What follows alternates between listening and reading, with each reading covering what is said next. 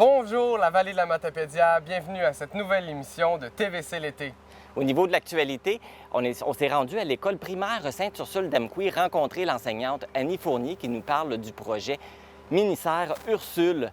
Je me suis également entretenu avec le député de Matane-Matapédia, Pascal Bérubé, qui nous a fait un bilan de ses 4 dernières années, son dernier mandat, puisqu'on sait qu'il y a des élections qui s'en viennent bientôt. Et on est allé rencontrer la directrice générale du cinéma Figaro, Marie-Michel Voyer, pour connaître c'est quoi les films qui vont sortir en juillet. Il y a plusieurs nouveaux segments qui arrivent à l'émission. Premièrement, Métier matapédien. Nous sommes allés à la rencontre de Guy Bouchard, un passionné d'ébénisterie. Sinon, autre nouveau segment à l'émission, le segment compétition. Moi et Marc, nous sommes allés compétitionner à la Kermesse Arc-en-Ciel de Sébec. Vous voulez pas manquer ça, ça va être vraiment très bon. Et un segment qui était disponible dans la saison 1, qu'on a coupé à la saison 2, qui vient de revenir, dégustation locale. J'ai eu la chance de déguster des churros matapédiens à churros et sucreries. Ah oui, on a bien hâte de savoir si tu as aimé ça. Exactement. Mais tout d'abord, voici ce qui se passe dans la Matapédia.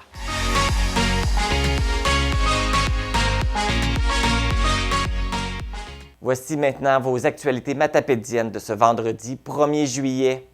Depuis mardi et jusqu'au 15 juillet, des travaux de réfection du pont de la rivière Saint-Pierre sur la route 132 à Sébec occasionnent des entraves majeures à la circulation. Celle-ci s'effectuera en alternance en tout temps et la limite de vitesse sera abaissée à 60 km/h.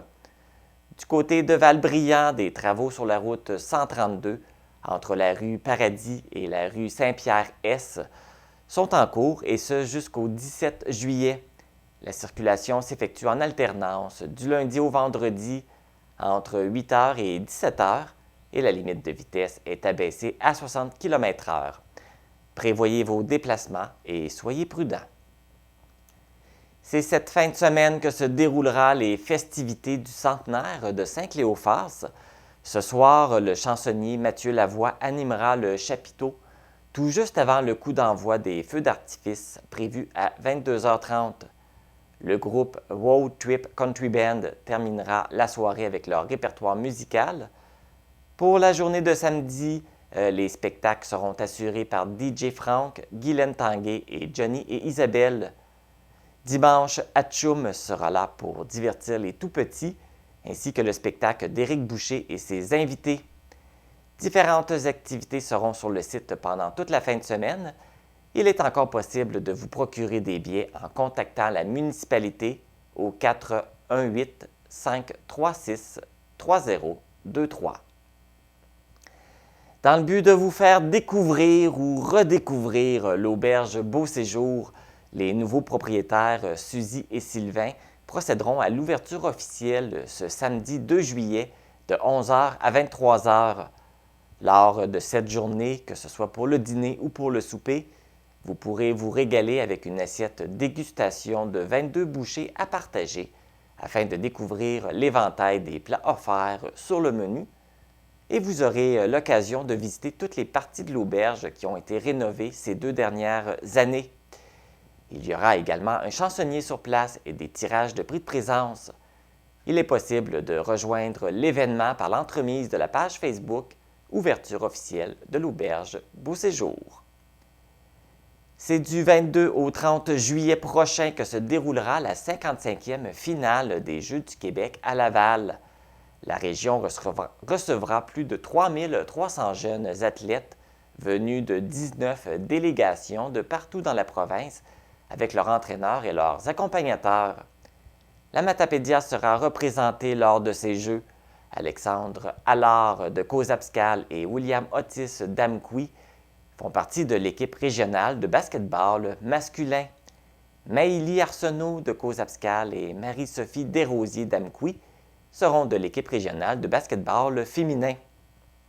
L'équipe de volley-ball féminin pourra compter sur la présence de Catherine Audet et Léonie Leclerc de Lac-au-Saumon, Florence Lepage d'Amqui et Estelle Michaud de Saint-Tarcisius. Et finalement, Isaac Guérette d'Amqui a été sélectionné dans la discipline soccer masculin. Bonne chance à tous nos athlètes matapédiens. Le ministre de l'Environnement et de la lutte contre les changements climatiques a fait connaître son intention de mettre en réserve 11 nouveaux territoires susceptibles de devenir des aires protégées. Parmi ceux-ci, 3 secteurs sont situés au Bas-Saint-Laurent, dont la rivière Causse-Abscale.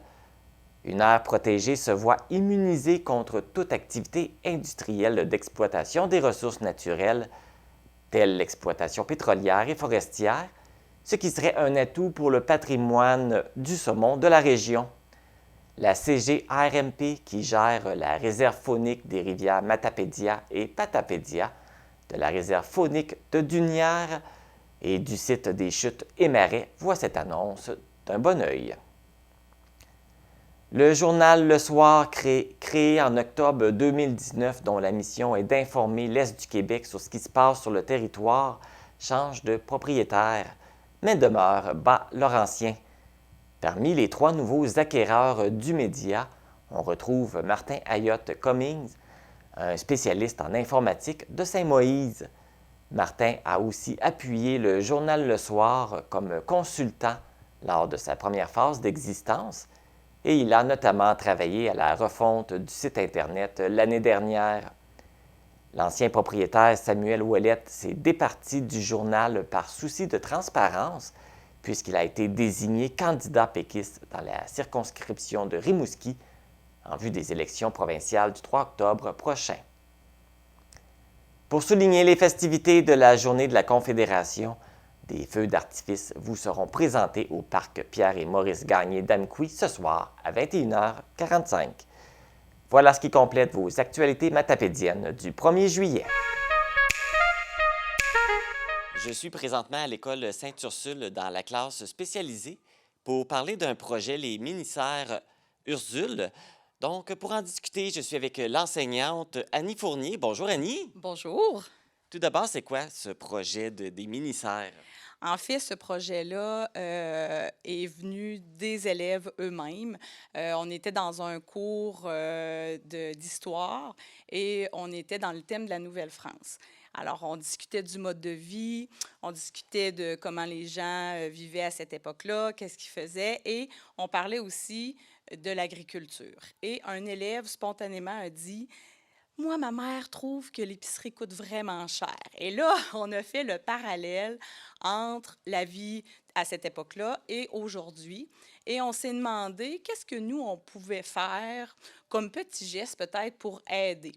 Et là, un autre ami a dit, moi, je fais des semis avec ma mère. Ah oui, moi, j'en fais avec ma grand-mère. Alors là, on s'est mis à se dire, pourquoi nous, on ne ferait pas des semis pour justement apprendre, comment on fait et peut-être comme adulte aussi, à un moment donné, diminuer nos coûts au niveau de l'épicerie. Et là, ça fait boule de neige parce que finalement, on s'est fait prendre au jeu. On a tellement aimé ça qu'on en a fait une entreprise. Alors, on a gagné au niveau local le défi aux entreprendre. On a aussi été accrédité comme coop jeunesse. Donc, l'entreprise appartient aux élèves. Donc, c'est pas nous les grands patrons, c'est eux. Donc, ça a vraiment fait boule de neige et on a vendu plus d'une centaine de plants. On a fait, les élèves ont fait des plants de tomates, des fines herbes, de la salade. Donc, ça a été un projet qui vient des enfants, qui vient des élèves et qui a été porté là, toute l'année là, par eux. Bon, eh bien, félicitations pour le prix. Et puis, là, on voit ceux qui ont participé. Ça a commencé quand, ce projet-là? Ça a commencé après les fêtes, là, autour du mois de février. Et c'est sûr que là, ensuite, on s'est mis à faire des recherches. On s'est dit, bon, mais comment on peut faire en septembre prochain pour continuer le projet. Et c'est certain qu'il y a certains plans qu'on ne pourra pas faire là, à l'automne. Alors, on a fait des recherches ensemble et on a trouvé, dans le fond, une compagnie qui vend une serre hydroponique où on peut faire pousser. En fait, c'est un jardin pédagogique et on peut faire pousser nos plants pendant les 10 mois de l'année. Donc, avec cette compagnie-là, on a pris contact. On a évalué les coûts. Et là, présentement, on est en campagne là, de financement. On commence à faire appel aux gens. Monsieur Pascal Birubé nous a donné des sous. Cosmos aussi, on a été en discussion avec eux. Donc, la vente de plants aussi. Donc, on est en train d'amasser les sous parce que c'est quand même un projet qui est quand même laborieux là, au niveau financier. Alors, ça sera le projet qui va continuer l'an prochain pour faire l'achat de cette serre-là. Et on va continuer aussi à faire nos produits là, qu'on a fait cette année. Fait que ça s'appelle à devenir un gros projet, là. C'est pas une petite affaire, Non, là. non, c'est pas une petite affaire, là. C'est vraiment une grosse entreprise. Les élèves sont impliqués. On fait aussi des apprentissages à travers ça. Au niveau pédagogique, c'est certain qu'on est venu greffer toutes les matières scolaires. C'était vraiment fantastique. L'an prochain aussi, on va aller dans le même sens avec les amis. Donc, c'est vraiment un très gros projet, là. Très C'est vra- fier. Fait que c'est vraiment l'apprentissage à l'intérieur d'un projet. Exactement. Bon, hey, c'est vraiment magnifique. Là, tu parlais que vous aviez vendu. Ça, c'est ce qui reste. Il reste plus beaucoup de choses. Non, puis c'est déjà comme vendu. En fait, il restait quelques plans et dans le fond, la coop a décidé de prendre les derniers plans qui n'ont pas été vendus. Donc, c'est eux qui ont pris la décision parce qu'à partir de là, nous, on avait comme plus de regard sur les décisions. On leur a posé les questions, vous faites quoi? Et dans le fond, la coopérative a décidé de prendre les petits plans qui restaient. Là, il en restait à peu près une dizaine pour chacun des amis. Donc, Ça veut dire que la vente, elle s'est bien déroulée. ça s'est très bien déroulé. C'est certain qu'on a été au niveau de nos familles, au niveau du personnel de l'école. Ça a tellement été rapide qu'on n'a pas eu le temps de se rendre à la population. Donc, c'est pour ça que l'an prochain, probablement, qu'on pourra ouvrir la vente, là, parce qu'avec l'hydroponie, ce qu'on va faire, c'est qu'au bout de quelques semaines, on aura toujours des plants à vendre, toujours de la salade, exemple. On aura toujours ça à vendre. Ça va être en continu. Donc, là, à ce moment-là, on va pouvoir offrir à la population. Puis, on a même aussi un volet plus communautaire où on s'est dit que quand il restera des plants, ben, on pourrait faire des dons à des organismes de la Matapédia. Donc, comme je le mentionnais au début, c'est une classe spécialisée. Donc, c'est quoi les caractéristiques des élèves? Bien, en fait, là, cette année, la caractéristique, c'est que nous sommes au masculin pluriel. Donc, le masculin l'emporte. Alors, c'est 10 beaux garçons qui sont de la 3e à la 6e année. La particularité ici, ben, c'est certain que les apprentissages se font par projet. Je dis toujours que Mme Annie est allergique au cahier d'activité. Donc, c'est certain qu'on est beaucoup dans le projet, la manipulation. On travaille par atelier. C'est certain que les périodes de travail ici se font de toutes sortes. On peut être assis à une table, on peut être en équipe, on peut être autour de l'îlot. Ça se fait aussi dans d'autres classes, là. Mais la particularité, c'est qu'on est chacun aussi à notre rythme. Bien, merci beaucoup, Annie. C'est un beau projet, mais maintenant, je vais avoir la chance de m'entretenir avec quelques élèves. Je suis présentement en compagnie d'Alexandre, Loïc et Dylan pour parler de ce beau projet. Bonjour! Bonjour. Donc, qu'est-ce que vous avez fait, vous, dans ce projet? On a planté des graines de plantes de tomates et de basilic et de persil et de mangue. Puis, puis on les a mixés avec... on a mixé les plants pour faire plus d'argent. Ben, en vrai. Pour récolter de l'argent, puis aussi baisser le prix. Puis on les a mixés parce qu'il nous en restait pas vraiment beaucoup. Puis en les mixant, on en vend 2, fait qu'on en vend plus vite, puis c'est pas mal ça. Tu l'as-tu rajouté quelque chose? Qu'est-ce que tu as fait, toi, comme tâche dans les mini-serres? Les arroser. J'ai arrosé. J'ai mis ça les vendre. C'était cool. Puis c'était cool planter les mini-serres puis tout ça. Fait que là, vous les plantiez, vous les arrosiez. Vous les avez vus pousser? Est-ce que c'est le fun de voir tout le cheminement? Ouais. Ouais, à chaque jour, les voir pousser, là. T'es vois tout petit, puis là, t'es vois grandir, puis après ça, toi, c'est faire la vente que tu as préférée. Oui? Toi, c'était quoi ta partie préférée? Ben, c'est plutôt quand on voit le gros plant de tomates là, puis le tournesol, ben, ça l'a pas mal poussé, puis ce que j'ai aimé le plus, c'est de les transplanter dans les mixer, comme ça. Puis voir les personnes venir les acheter, puis sont d'être contentes de partir avec les plants. Ce que je comprends bien, c'est que vous avez aimé ça, faire ce projet-là. Oui. Oui, c'est quoi que vous avez aimé le plus? Moi, j'ai aimé ce projet-là. Au complet. Oui. C'est ça qui est le fun, hein? De A à Z, on le fait au complet. Et puis là, avec les autres projets qui s'en viennent, qui va y avoir une serre, ça va être encore plus gros. Oui. Oui. Il va y avoir plus de tâches à faire. Ouais. Vous êtes prêts à travailler fort? Oui. Bien, félicitations, les gars, c'est vraiment un beau projet. Avant de terminer, je voulais qu'on parle du voyage de fin d'année que la classe a vécu. Est-ce que quelqu'un qui veut en parler? Ben, le voyage, c'était... On avait fait un projet aussi pour une pancarte pour parler des animaux qu'on avait, pour aussi les particularités des animaux. Puis on a parlé de quelle taille, quelle grandeur avait, puis quelle longueur, puis la vitesse, puis qu'est-ce qui manque. Puis on avait fait une pancarte, puis... Puis qu'est-ce que ça vous a amené à faire comme de projet de fin d'année? Vous êtes allé où? Au bioparc, à Bonaventure, je pense. Puis mes amis ont vu plein d'animaux. Puis aussi, il y avait des loups. On y avait fait l'appel aux loups, un feu, puis on avait dormi dans des cabanes. C'est ça, hein, c'est ça la particularité. Vous avez dormi avec les loups? Oui. Et c'était trop cool. C'était cool. C'était le voyage de fin d'année préféré, moi. Qu'est-ce qui était. Comment c'était? Comment sont les loups?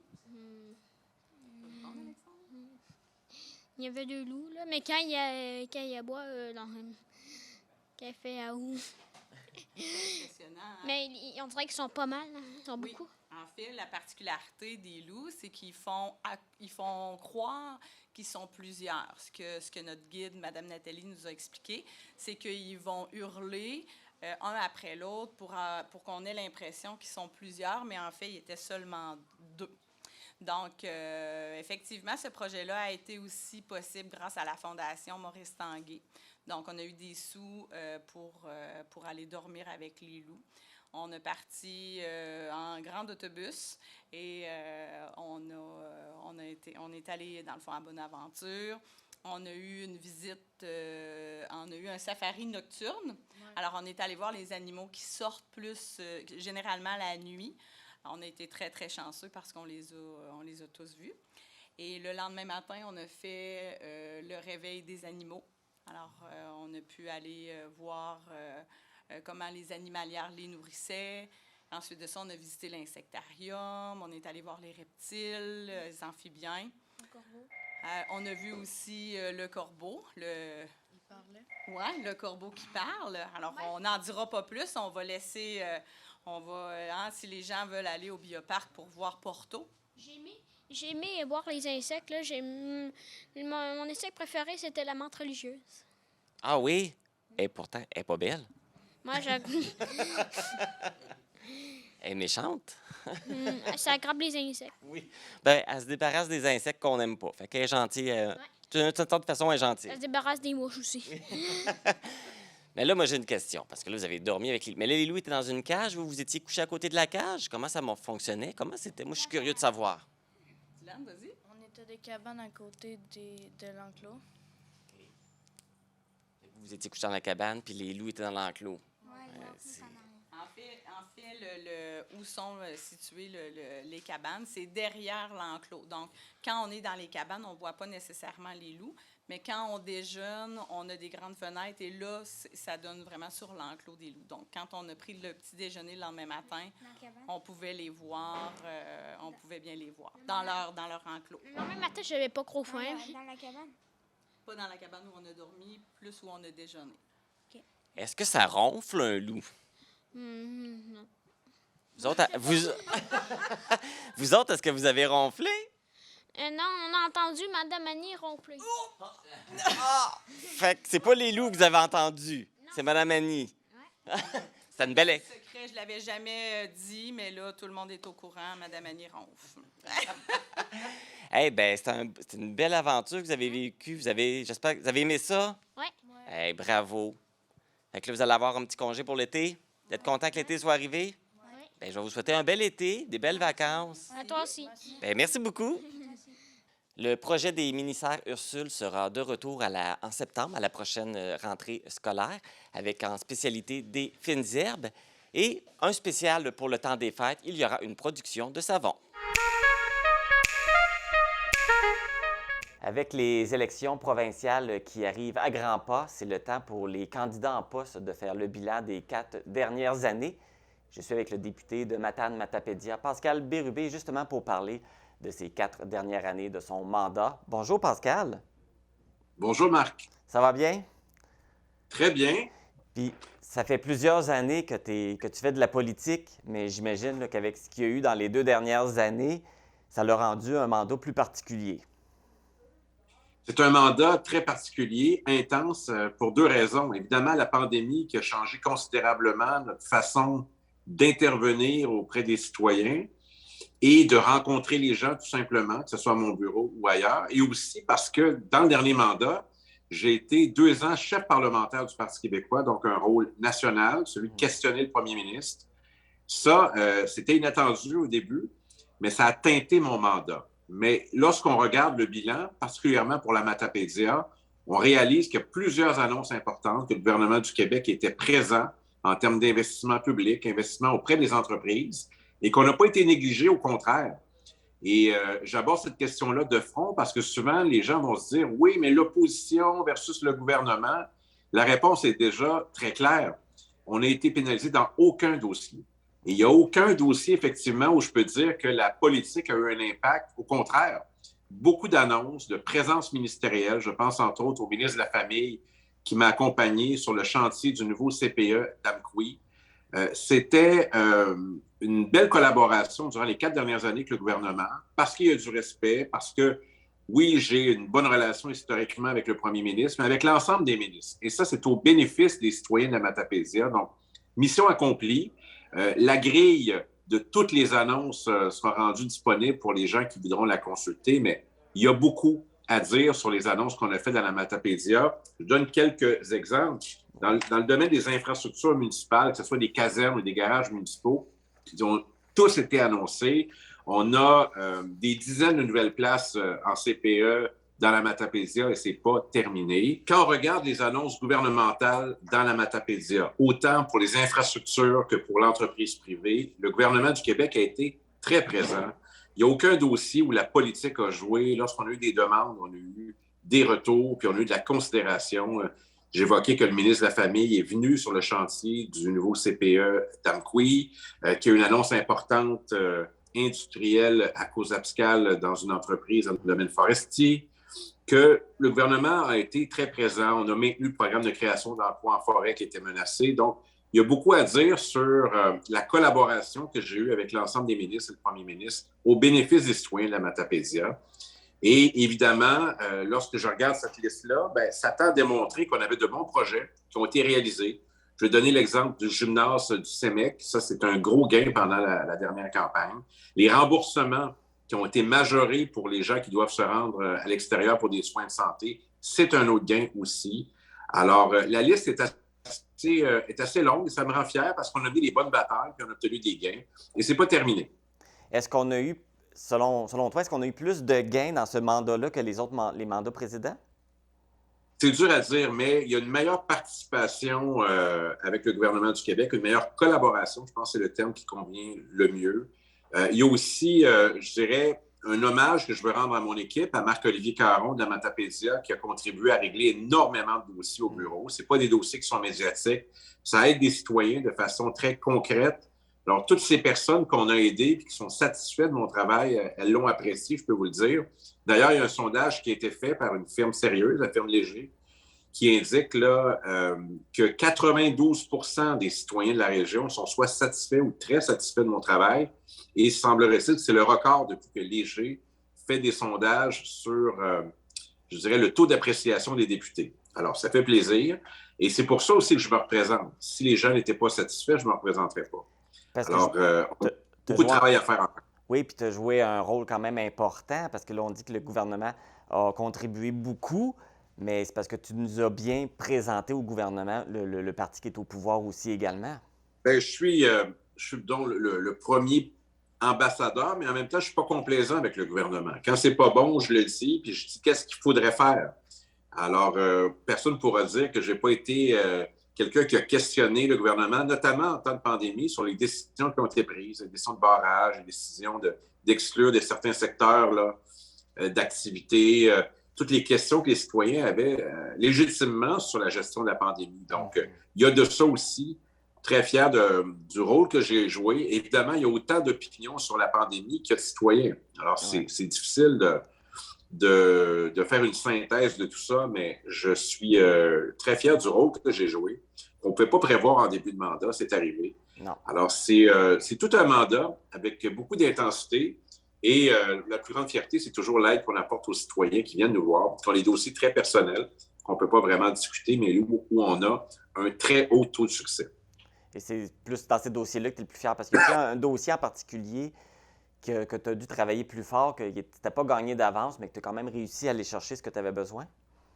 Bien, évidemment, je ne peux pas en évoquer beaucoup publiquement, mais il y en a un de cet homme de cause abscale qui a eu des amputations. C'était au tout début du mandat. Puis il fallait rapidement trouver une façon de l'assister, de trouver des prothèses. Et dès les premières semaines du mandat, on a réussi à régler ça à la satisfaction de cet homme. Ça m'a beaucoup ému parce que c'était une belle collaboration avec le docteur Lionel Carman, qui est ministre.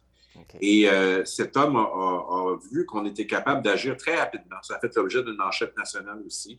C'est un exemple. Il y en a beaucoup d'autres où on a vraiment parfois bousculé le gouvernement du Québec pour obtenir des réponses qui n'avaient jamais été données ailleurs au Québec. Okay. On a plaidé des dossiers. Comme un avocat, j'ai plaidé sans arrêt des dossiers et ça donne des résultats. Et quand on regarde la Matapédia présentement, toutes les infrastructures annoncées, on vient d'annoncer la passerelle à cause abscale à proximité de Matamadja, quand je regarde les casernes, les garages municipaux, quand je regarde les investissements qui sont faits, bien, je me dis que tout ce travail-là a rapporté et est visible. Les citoyens de Matapédia s'en rendent compte aussi. Je me rendais à la cantine Fortier il y a quelques jours, au lieu de rencontre à Amqui, et c'est ce que les gens me disent. M. Bérubé, on sait que le comté est vaste, on sait que c'est un comté difficile à représenter, mais vous êtes présents et vous menez des batailles pour nous. Et la Matapédia est une région combative et a besoin de députés qui ont un style un peu différent dans l'action politique. Et je sais que j'ai un style un peu différent, mais disons que c'est plutôt efficace pour représenter une région comme la Matapédia. Mais ça rapporte. Le fait de faire ça un peu différemment, ça rapporte. C'est probablement ça c'est ça qu'on a besoin ici. Oui, puis s'il y avait des dossiers où on était capable de dire « Ouais, mais celui-là, on l'a demandé, puis il n'a pas été réglé », j'aurais des regrets. Mais là, j'en ai aucun. Tout ce qu'on a demandé, on l'a obtenu. Alors, moi, je suis au diapason des demandes des municipalités, des entreprises. Parfois, les entreprises ne plaident pas leur dossier auprès du député, le font directement, donc on ne peut pas être au courant. Mais les dossiers citoyens, toutes les personnes qui entendent ce message et qui ont fait affaire avec notre bureau d'Amqui sont au courant qu'on a fait preuve d'extrêmement de rigueur et d'attention pour intervenir dans la limite de nos besoins. En fait, des besoins des citoyens. Parfois, ce n'est pas possible. Quand c'est fédéral, on l'envoie au bureau de Christina Michaud. Quand c'est municipal, aux municipalités. Quand c'est judiciaire, évidemment, on ne peut pas intervenir. Quand c'est auprès d'une institution financière, non plus. Mais pour le reste, avec l'appareil gouvernemental québécois, lorsqu'on intervient, c'est reconnu partout au Québec qu'on offre un excellent service aux citoyens. Et ça, c'est la meilleure garantie qu'on peut avoir qu'un député s'occupe de ses affaires avec son équipe.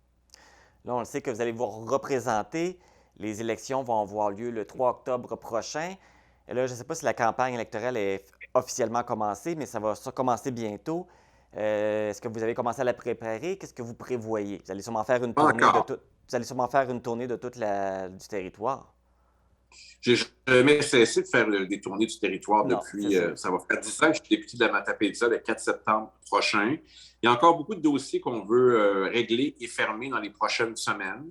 On va me voir dans la Matapédia pour la fête nationale. Je vais être présent notamment à Amqui, à Causapscal et à Saint-Léon-le-Grand, de mémoire. Donc, je vais participer aux festivités. Il y a des festivités estivales également. On va me voir à Fort Causap. On va me voir à la fête des guitares, notamment, et dans d'autres activités.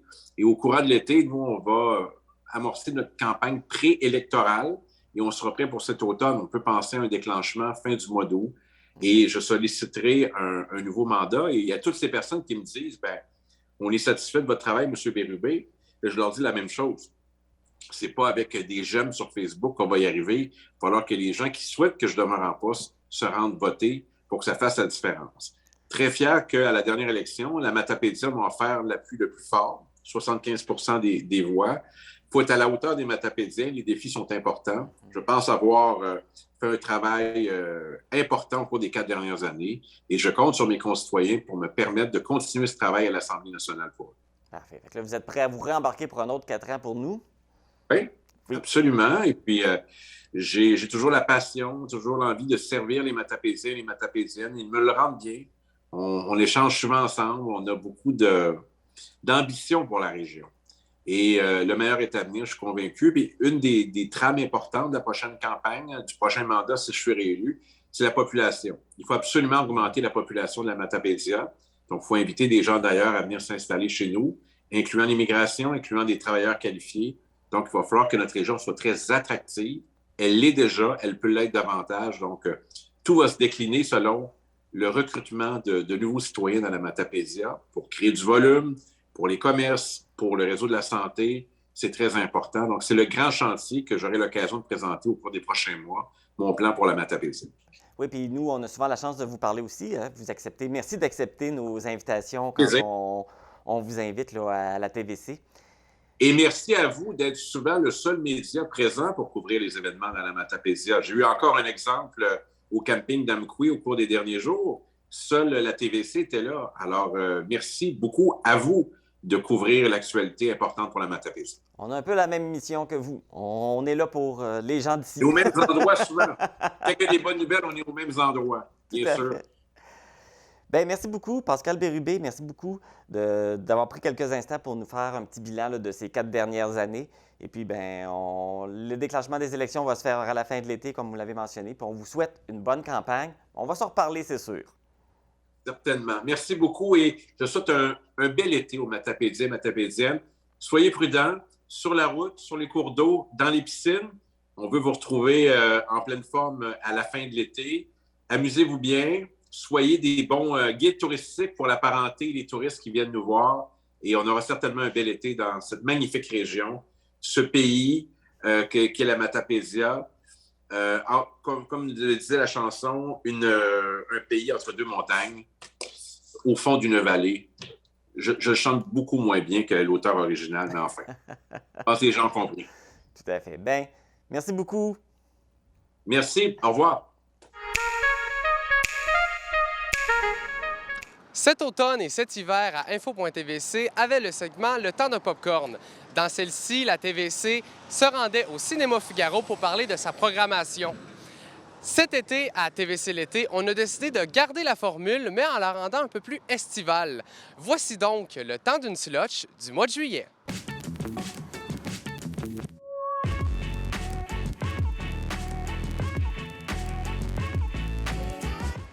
Présentement avec Marie-Michel Voyer, la directrice générale du Cinéma Figaro d'Amqui, pour nous parler de sa programmation du mois de juillet. Bonjour Marie-Michel. Salut Christophe. Ça va bien? Ben oui, toujours. Donc, parle-moi un peu des films qui s'en viennent là, pour le mois de juillet au Cinéma Figaro. Ben comme c'est l'été, la programmation bouge un peu moins qu'habituellement. Donc, pour le mois de juillet, on a 3 très bons films à l'affiche. Courez, venez les voir, ça vaut la peine. Donc, dès aujourd'hui, vendredi, c'est à l'affiche, c'est Les Mignons 2. Ça s'appelle « Il était une fois Grou ». Donc, on retrouve nos amis jaunes, rigolos. Et ça raconte l'histoire de comment Grou est devenu méchant à l'enfance, là, genre les mauvais coups qu'il a fait avec les mignons. Donc, c'est une comédie d'animation à voir absolument avec les enfants pour l'été. Un bon succès familial en vue. Oui, absolument. Sinon, il y a aussi un film québécois qui s'en vient pour le mois de juillet, Ligne de fuite. Peux-tu m'en parler un peu? Oui, et ça sera à l'affiche ici au Cinéma Figaro dès le 8 juillet. Donc, pas aujourd'hui, vendredi, l'autre. Et là, on va retrouver 3 amis anciennement du secondaire, qui sont des adultes. Et là, c'est Léane Labrèche-Dor, Mariana Mazza et Catherine... Chabot, ça se peut-tu? Voilà. Oui, qu'on voyait dans le film Menteur, là, avec Louis-José Hood. Donc, ces 3 amis-là se retrouvent à faire une sortie, là, rendus adultes. Ça fait une éternité qu'ils ne se sont pas vus. Et là, semblerait que ça ne sera pas toujours drôle pour elles. Donc, c'est une comédie dramatique. Donc, oui, on a les émotions, là, des retrouvailles entre amis qui vivent des vies qui sont pas tout à fait... qui sont un peu à l'opposé. Fait qu'ils vont... leurs valeurs vont se rencontrer dans le film, évidemment, mais aussi toutes les situations cocasses que leur sortie amicale va faire. Parfait. Pour le dernier film, un blockbuster américain, un nouveau Marvel. Oui, c'est ça. Donc, ça aussi, en même temps que Ligne de fuite, ce sera Thor, Amour et tonnerre que vous pourrez voir. Donc, les amateurs des films de Marvel, il sera à l'affiche ici pour 3 semaines complètes. D'accord, parfait. Donc, une belle programmation avec 3 beaux grands films qui s'en viennent pour le mois de juillet. Oui, absolument. Alors, Marie-Michel, merci beaucoup d'être venue nous parler de cette programmation. Puis, je vais te souhaiter un beau mois de juillet au Cinéma Figaro. Puis, on se revoit en août. Un bon été à toi.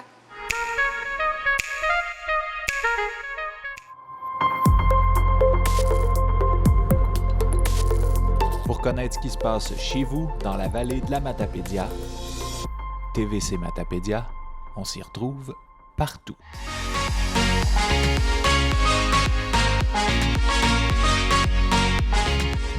Nous sommes rendus dans un nouveau segment de l'émission Artistes matapédiens où nous allons à la rencontre de matapédiens passionnés de différents arts. Aujourd'hui, nous sommes avec Guy Bouchard qui a son atelier, l'atelier Tibra. Bonjour Guy. Bonjour, Christo, ça va bien? Très bien. Toi? Oui, très bien, très bien. Alors, toi, tu fais de l'ébénisterie. Peux-tu m'expliquer un peu ce que c'est l'ébénisterie? Bien, l'ébénisterie, c'est tu travailles le bois. Je fais des horloges, des cabanes d'oiseaux. Je travaille... ça prend beaucoup d'outils. Il y en a qui sont manuels, il y en a qui sont moins manuels, mais c'est beaucoup de travail, là. Comme pour ces horloges-là, entre 50 et 60 heures pour chaque environ, là. Quand même? Oui, beaucoup. Quand même. Puis, d'où ça t'est venu, cette passion-là pour l'ébénisterie? Ben, moi, j'avais suivi un cours en 1987-88 au Pavillon de l'Avenir à Rivière-du-Loup. Mm-hmm. Puis, c'est ça, j'ai fait 2 ans. Puis, j'ai toujours aimé travailler le bois. Mon père avait des terres à bois. Je me faisais des cabanes. Je m'avais fait une cabane dans le bois. Puis, tout jeune, là, ça fait que j'ai toujours aimé. Ça fait longtemps que tu travailles le bois. C'est ça. Puis, ça fait longtemps. J'avais jamais, depuis 87-88, j'avais jamais retouché à ça. OK. Puis l'année passée, ben là, j'ai dit, ça faisait déjà une couple d'années qu'on nous interdisait un paquet d'affaires. Ouais. J'ai dit, ça fait que, garde, là, je me pars ma petite shop puis je m'amuse. OK. Ça passe le temps. Puis... OK, donc de ce que je comprends, ton atelier, c'est tout récent, ça vient juste de commencer. Oui, c'est l'année passée que j'ai commencé tranquillement. Il y a des outils que je me suis rachetés. Puis ça fait que là, je m'amuse. Tout ce que tu vois là, ces horloges-là, ben normalement, sont accrochées dans la maison. OK. Ça fait que on est à l'heure. Yes. On est à l'heure. Puis, on va parler un peu justement de tes œuvres. Par exemple, ces horloges-là. C'est quoi tes inspirations quand tu commences à une horloge ou autre? Oh, les inspirations. Je fais mes plans moi-même. OK. J'ai pas de modèle précis. Je dessine sur un morceau de carton, puis après ça, je me trace. Puis ce qui était sculpté, ben là, moi, j'ai fait les horloges avec l'orignal, parce qu'il y a un de mes frères qui aimait beaucoup chasser l'orignal. Il est décédé l'année passée au mois d'août du cancer. Puis j'avais été le voir l'année passée, tout ça, puis j'y avais dit ça, que j'avais commencé à travailler le bois. Puis il se souvenait qu'en 87-88, que j'y avais fait une bibliothèque avec une table de salon, puis un cheval en bois qui berce pour son enfant qui allait à naître. Là. Mm-hmm. Ça fait que c'est ça. Puis là, ben, la dernière fois que je l'ai vu l'année passée, c'est au mois d'août, puis il me dit, ouais, il dit, tu te débrouilles bien. Que, il m'a encouragé. Mm. C'est ça. Est-ce que tu me dis que ça prend plusieurs heures à faire? Ouais, c'est parce que je fais ça par heure coupée. OK. J'ai ma conjointe, moi, qui est en fauteuil roulant, ça fait que OK. j'ai mon walkie-talkie, des fois, elle paye sur le piton, mais il faut que je rentre parce qu'il y a de quoi qui presse. OK. Fait ça, là, je calcule minimum entre 50 et 60 heures, là, environ. C'est sûr que j'ai peut-être pas la rapidité d'un autre qui a ses deux bras. Mm. Je prends le temps de faire ce que je fais, là. C'est ça. Mm. Justement, là, t'en as parlé, il te manque, Ouais. il te manque un bras. Ouais, un bout. Comment tu t'es développé des trucs pour travailler que d'une seule main, car c'est quand même un travail très manuel? Des trucs, tu peux pas développer de trucs. Une personne qui va perdre son bras en cours de route se développe des trucs probablement. Il faut qu'elle réapprenne. Mais quand tu viens au monde, que tu es né comme ça s'apprend bébé. C'est ça, c'est que tu n'as jamais connu autre chose. J'ai jamais connu autre chose. Moi, un jour, il dirait, regarde, on démange ça, puis on te greffe un bras d'un autre humain. C'est impossible, ça peut pas se faire. Ah ouais? Parce que le cerveau n'a pas connu faire marcher un bras là. Je veux dire, une main. Ouais. T'as juste qu'ici, j'ai mon coude, puis un bout de moignon, là, comme on dit. Tu peux pas arriver, puis moi, quand même, la technologie dirait, hey, on peut démanger ici, puis on va te. Pas sûr. Si une personne se fait arracher un bras, puis il peut se le faire greffer, probablement son bras qui va le greffer. Mais quand tu n'as pas connu avoir de bras, c'est pas pareil. Mais c'est quand même impressionnant de voir que malgré ça, tu arrives à faire ça, puis quand même à faire un travail manuel. Ouais, donc, pour ceux qui disent « Ah, je suis pas capable de faire des travaux manuels, je suis pas bon là-dedans », commencez par essayer. Commencez par essayer, exactement. Oui. Justement, qu'est-ce que tu aurais à dire à quelqu'un qui voudrait se lancer en ébénisterie? Quelqu'un qui voudrait se lancer, pas nécessairement en ébénisterie. Quelqu'un que ce soit il y a un handicap, qui pense qu'il n'est pas capable de faire telle chose, comme j'ai dit, tu commences par essayer.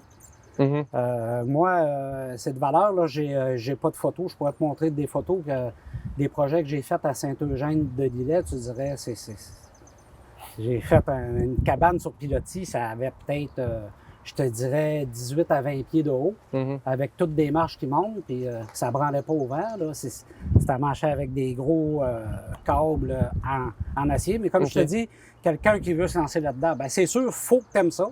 Ouais. Si tu fais de quoi et que tu ne l'aimes pas, fais-le pas. Moi, ça, c'est quelque chose que j'aime. Celle-là qui m'empêcherait de faire ce que j'aime, regarde, c'est m'enlever,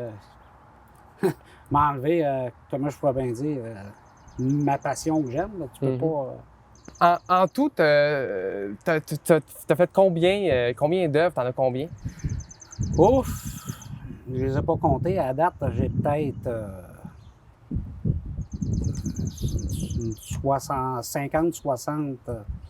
60 œuvres de fait. Il y en a, c'est des cabanes d'oiseaux, des mangeoires.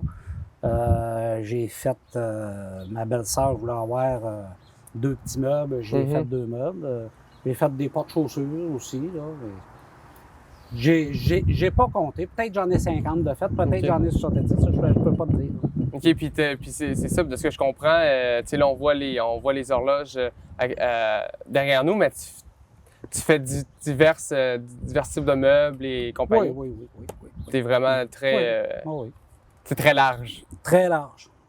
Donc, Guy Bouchard, merci beaucoup. C'est très inspirant de voir ça et j'espère que ça va en inciter à vivre de leur passion puis tout ça. Et en passant, j'aurais un petit défi à te faire faire en dedans. Je t'enverrai pas sur le planeur et je t'enverrai pas sur le Banti, là, parce que je voudrais pas que tu sois rendu comme moi, là, malgré que moi, c'est une naissance. Ça fait que je vais avoir un petit défi. Oui, justement, je suis très curieux, donc allons à ce fameux défi. Tu vas pouvoir décider soit de tailler à la scie à chantourner, soit le 1, soit de faire le 6, ou bien la ligne droite. Ou bien la ligne droite. Ou bien faire la ligne en zigzag. Je vais te donner le choix de ce que tu penses être capable de faire. Parfait. Je pense que je vais commencer par un zigzag pour OK. Je vais mettre les lunettes. Ouais. OK.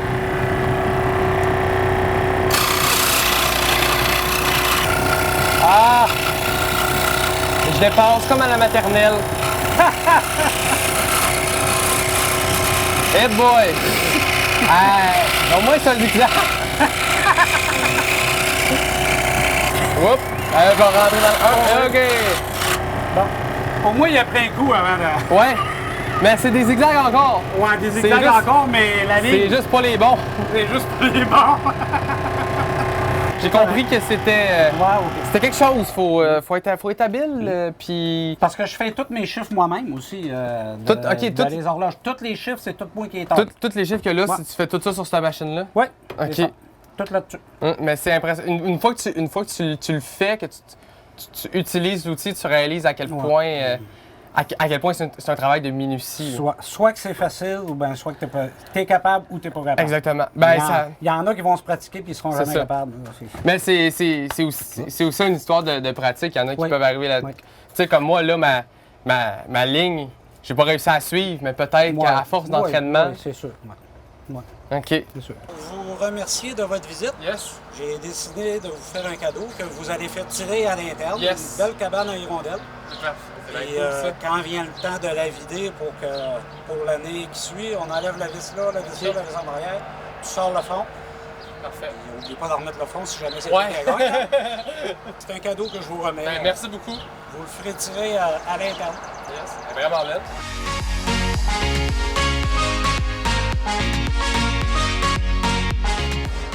On a un nouveau segment à l'émission qui s'appelle le segment Compétition où moi et Christo, on va s'affronter dans différentes épreuves. Exactement. Et aujourd'hui, on est à la kermesse à l'Arena de Sébec pour s'affronter dans différentes épreuves de kermesse. Et celui qui va gagner le plus d'épreuves va gagner la compétition d'aujourd'hui. C'est ça. Que le meilleur gagne, ça va être moi, ça va être moi. Ben non, ça va être moi. C'est moi, c'est sûr que c'est moi. C'est sûr que c'est moi. Désolé le jeu de mots, mais ça va laisser des marques. Je laisse toujours ma marque quand je passe. Exactement. On y va? On y va. Prêt? Let's go. Parfait. Donc, voici le premier défi, Christo. Ouais. On doit placer une petite poche sur une petite catapulte. Yes. On va devoir frapper avec le marteau. Et le but, c'est d'envoyer les poches dans le champ. On y va. 1, 2, 3, go!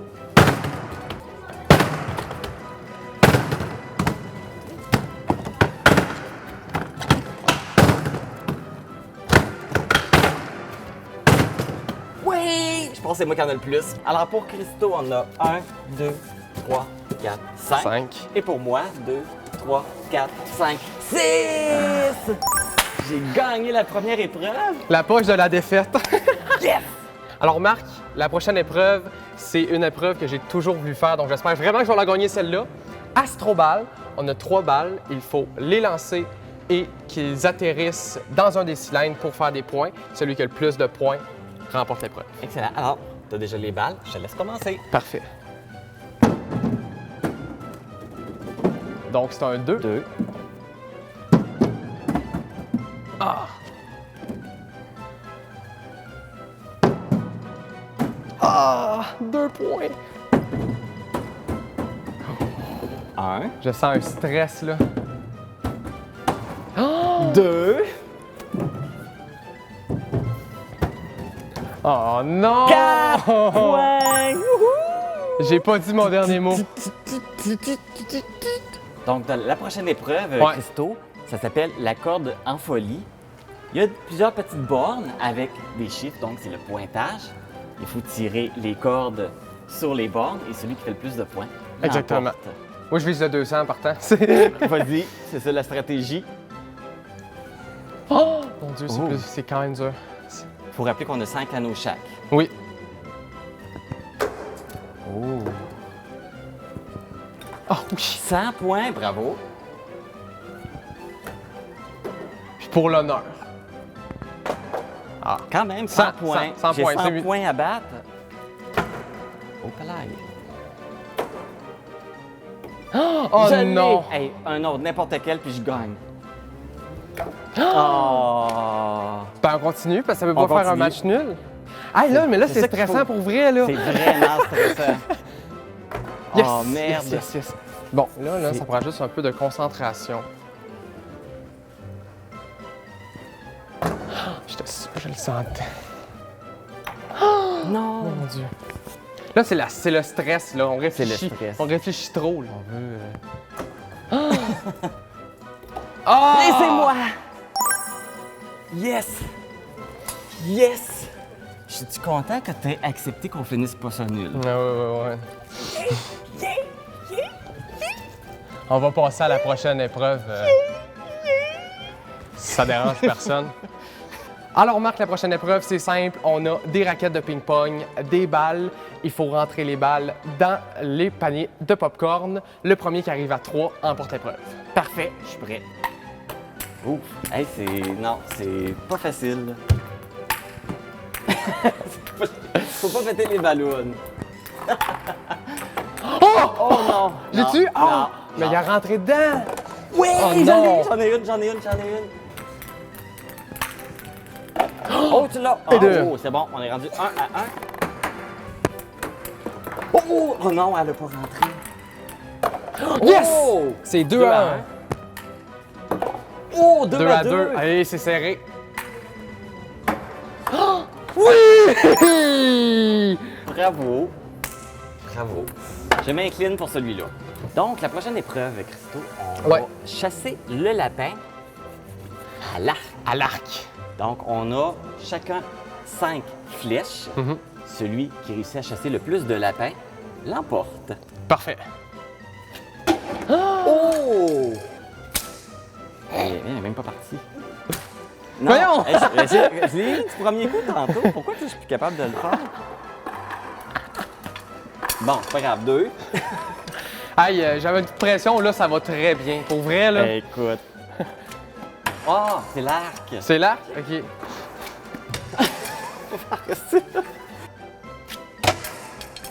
Mettons que je t'amènerais pas à la chasse. Ouais, il y a vraiment un... Oh là là là là. Oh.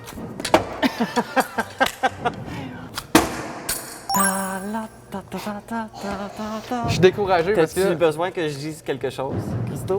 Non. Donc, si je fais le décompte, on a fait 5 épreuves. Ouais. J'en ai gagné 4. Ouais. Et toi, 1 Pour l'honneur.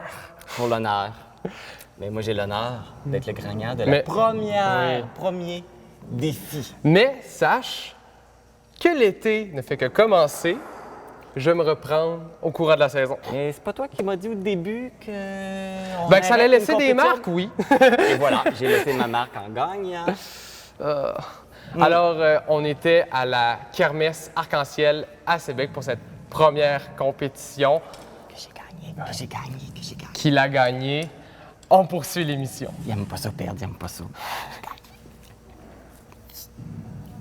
Tu m'énerves.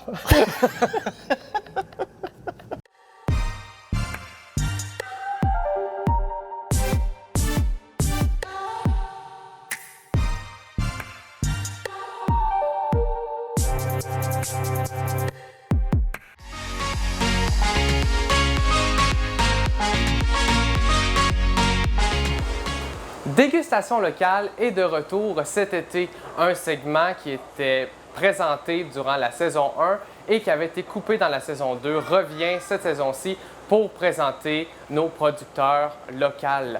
Aujourd'hui, je suis chez Churros et Sucreries, juste à côté de la Paysanne, avec Caroline Chicoine. Bonjour Caroline. Bonjour. Ça va bien? Oui, très bien. Là, la question que tout le monde se pose, c'est quoi un churros? Un churros, dans le fond, c'est une pâte mexicaine. C'est une pâtisserie mexicaine qui est faite à base de pâte qu'on fait à la main, puis après qu'on frit dans la friture. OK. Puis c'est quoi que ça a comme goût? Bien, c'est un petit goût sucré qui peut peut-être faire penser un peu au queue de castor, avec une autre, un peu comme un beigne aussi. Là. OK, je vois le genre. Puis, churros et sucreries, ça vient tout juste d'ouvrir en début de saison estivale. C'est quoi les origines de ce projet-là? Bien, dans le fond, les origines du projet, c'est que on voulait diversifier l'offre familiale avec un endroit où on pouvait se sucrer le bec, là, vraiment là, pour les gourmands. Fait qu'on offre plein de produits, dont les churros aussi, là, qui sont là. Oui, parce que c'est ça, c'est juste à côté de la paysanne. Et de ce que j'ai compris, c'est la même propriétaire qui a les deux places. Oui, c'est ça, c'est la même propriétaire qui a les deux places. Donc, elle a la paysanne, les churros et aussi le mini-pot. OK. Oui, c'est ça, parce qu'il y a un mini-pot juste à côté. Tu l'as mentionné, il n'y a pas que les churros à churros et sucreries. Il y a aussi une grande variété de produits. Peux-tu m'en nommer quelques-uns? Alors, on a le popcorn, aussi le popcorn à l'érable qu'on fait. Il y a des sorbets, il y a aussi de la crème glacée, il y a de la slush, de la barbe à papa, des bonbons. Dans le fond, on a vraiment Vous avez vraiment tout ce qui peut avoir de sucré. Oui. Donc, churros et sucreries, un endroit idéal pour se sucrer le bec dans la vallée de la Matapédia cet été. Et justement, le segment ne s'appelle pas dégustation locale pour rien. J'ai jamais goûté à ça, un churros, et je suis très curieux. Alors, allons tester le churros Matapédia. C'est parfait. Avec les churros, il y a 6 sauces. Donc, il y a chocolat noir, érable, caramel, fudge, caramel salé et sucre. Parfait. Qu'est-ce que tu veux? J'hésite entre érable et fudge, mais je pense que je vais y aller avec un érable. OK. Érable. Et voilà. Donc, c'est Anne-Laurie qui est là pour te servir. Oh mon Dieu. Fait que tout est vraiment fait maison, dans le fond, les sauces, les Ah, churros. c'est cool. Alors, on va goûter à ça. J'ai jamais mangé ça de ma vie. Fait que vous allez avoir ma réaction de quelqu'un qui n'a aucune idée de ce qu'il est en train de manger.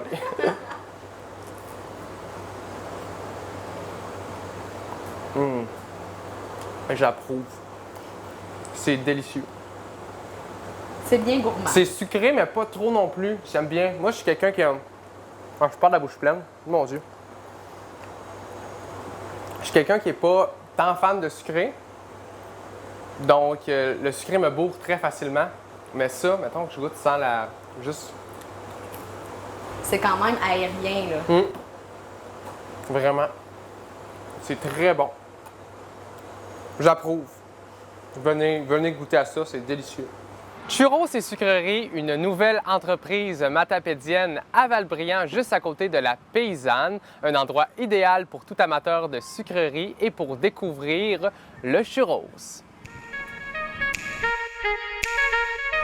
Merci d'avoir été encore à l'écoute cette semaine. Si vous avez aimé l'émission, sachez qu'elle est disponible en entier et par segment sur YouTube. On se voit vendredi prochain. Bonne semaine tout le monde.